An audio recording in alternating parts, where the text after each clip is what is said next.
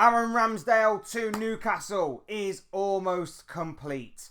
Hey guys, welcome to the channel. Welcome to another video. Today's video is going to centre around Newcastle United. Now, it's been a pretty frustrating transfer window and summer so far for those that are supporters and associated with the Magpies. And, you know, if reports are to be believed, it could be getting worse before the transfer window does shut at the beginning of September.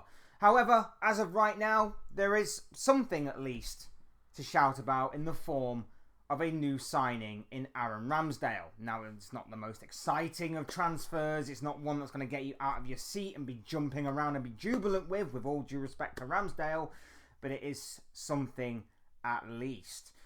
But in this video, we are going to be talking about the move for Ramsdale. He's going to be joining the Magpies on a season-long loan with an option to buy at the end of the forthcoming campaign. We are going to be talking about that move, but we're also going to be talking about the frustrating and annoying transfer window that has been so far for Newcastle and everything else in between. But before we get into all of that, I would like to remind you all to please like the video and also subscribe if you are new. Both things will always and forever be greatly appreciated. And of course, I encourage you all to get involved in the comment section. Let me know what you guys are thinking and feeling about this transfer story, about Newcastle's summer so far, and maybe even some predictions on how you think Newcastle will fare in the forthcoming 2025-26 season. Let me know what you guys are thinking and feeling, your thoughts, comments, opinions, predictions, feelings, whatever you want to call it. Will make for great and interesting reading down below, so please do get involved in the conversation. And without further ado, we're going to move on with it ourselves. We're going to be talking about Ramsdale, we're going to be talking about Newcastle and everything else in between. So, news broke over the past few days that Newcastle were seemingly interested in the Southampton goalkeeper known as Aaron Ramsdale.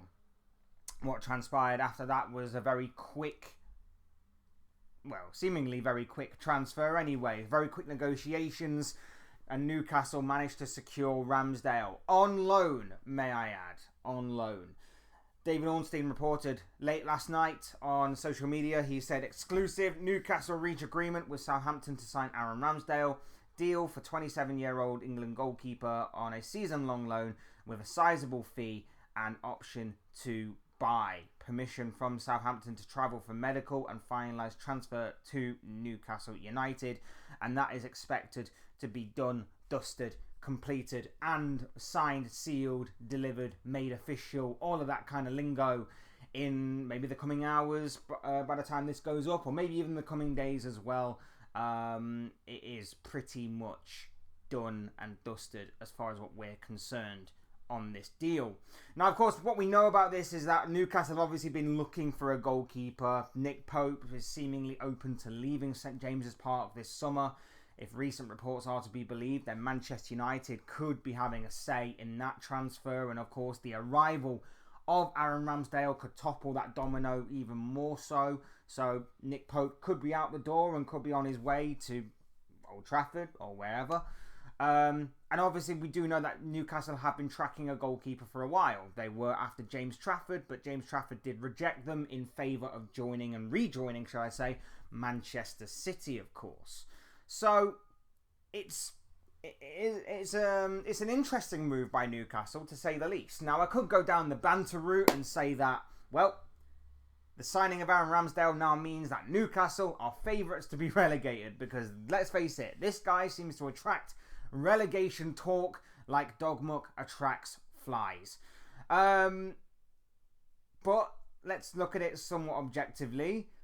He's got plenty of Premier League experience. He's not a terrible goalkeeper. He's definitely grown, and I think during his time at Arsenal, we certainly saw that as well. And, you know, he did leave Arsenal in search of first-team football because he was playing second fiddle to David Raya at the Gunners. So it's not like it's a terrible signing for Newcastle, but it's not exactly the kind of signing that they were hoping to make at the beginning of the transfer window. This was, of course, a transfer window that, going into it, I'm sure Newcastle fans had a lot of hope and a lot of optimism and a lot of excitement even at the prospect of obviously going on to beef up your squad, reinforce your squad and get bigger and better players. It had been a fantastic year for you. You'd won the Carabao Cup. You'd obviously got into the Champions League, albeit by the skin of your teeth, but you still managed to get there. And then it was about building. It was about continuing this progression, this project, about, you know, being a major player again in the Premier League, maintaining your position in the top 4, top 5 Champions League race, and looking to build upon that to maybe one day in 3, 4, 5, 6 years' time, being a major player in challenging and being a contender for the Premier League, a realistic contender at that. And so far, it just hasn't happened. It just hasn't happened, and I'm keen to really understand why. 9 times out of 10, when I do these videos, there's some sort of belief or some sort of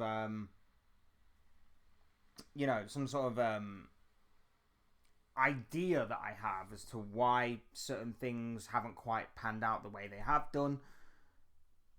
I'm keen to understand what's going on at Newcastle. I am very much keen to understand what's going on at Newcastle.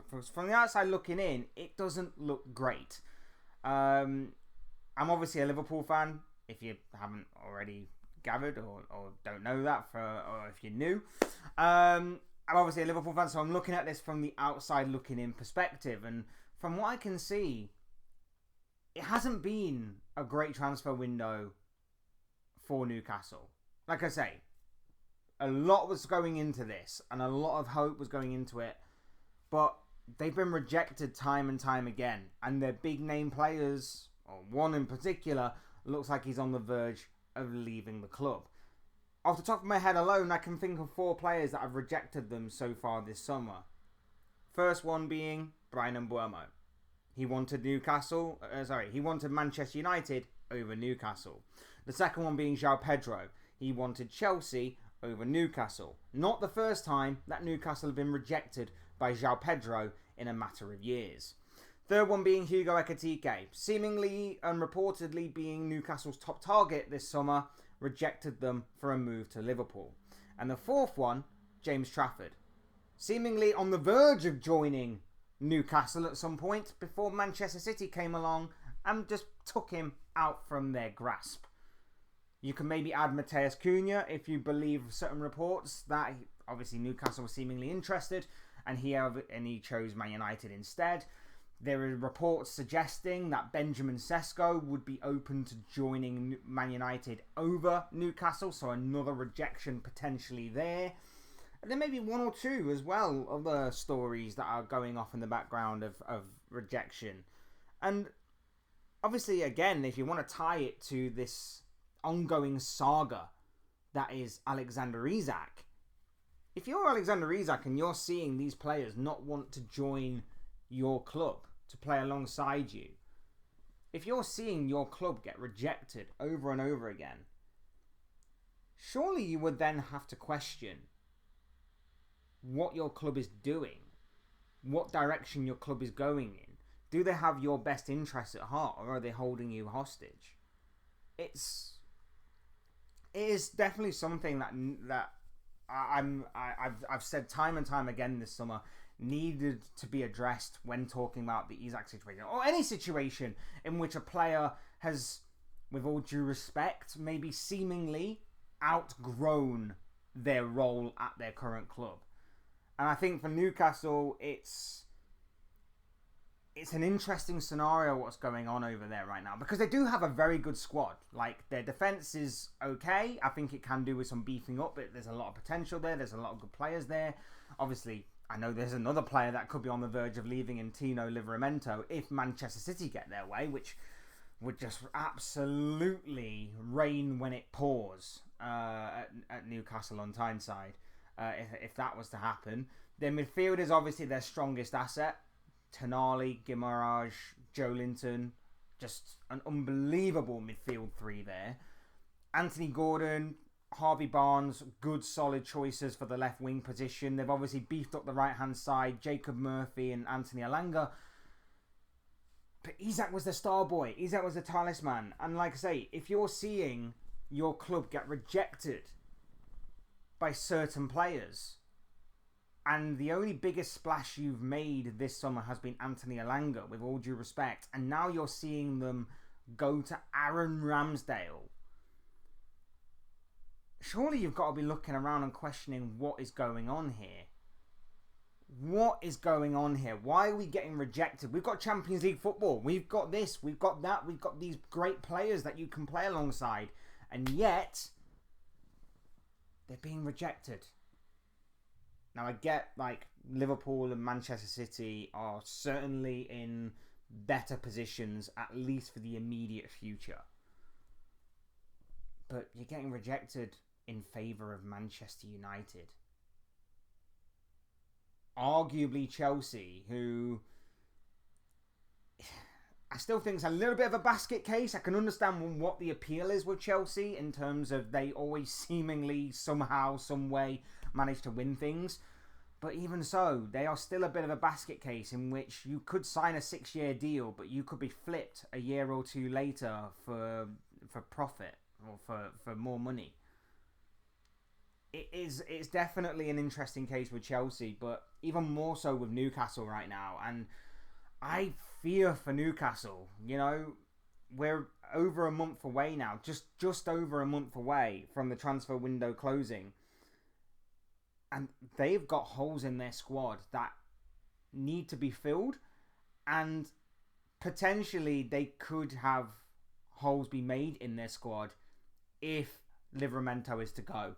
If Isak is to get his move to Liverpool, which by all accounts and reportedly is moving at a quick rate and could be moving at a quicker rate even now that allegedly personal terms and a 5-year contract has allegedly been agreed between him and Liverpool. And of course, Liverpool have just moved out Luis Diaz to Bayern Munich. That deal is done, dusted and made official.